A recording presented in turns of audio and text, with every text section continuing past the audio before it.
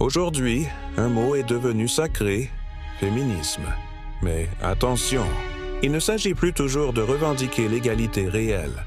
Souvent, on assiste à un féminisme à la carte, un féminisme qui choisit ses combats et qui oublie la cohérence dès que ça dérange. Quand il s'agit de siéger dans les conseils d'administration, de devenir chef d'entreprise ou ministre, là, on réclame l'égalité des sexes.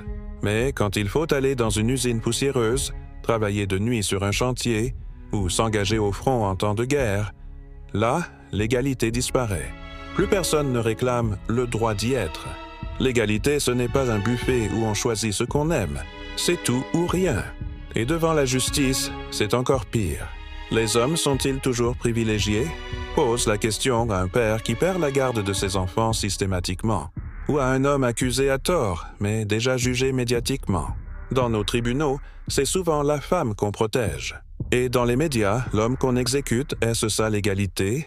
Le seul féminisme viable, c'est celui qui réclame la même rémunération pour le même travail, les mêmes chances d'accès à l'éducation, à l'emploi, à la dignité et le respect des différences sans chercher à les nier.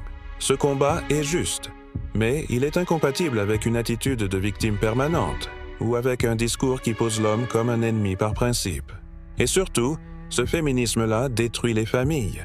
À force de rejeter toute forme de hiérarchie, de nier toute différence naturelle et de répéter que l'homme ne doit pas diriger, on remplace l'équilibre par la confrontation. Mais même chez les animaux, il y a des rôles, une organisation, un respect des fonctions. Personne ne dit que le lion domine la lionne par haine. Chacun fait ce qu'il doit faire pour que la famille tienne debout. Et nous, humains, on serait les seuls à croire qu'une famille peut fonctionner sans cadre, sans rôle, sans ordre.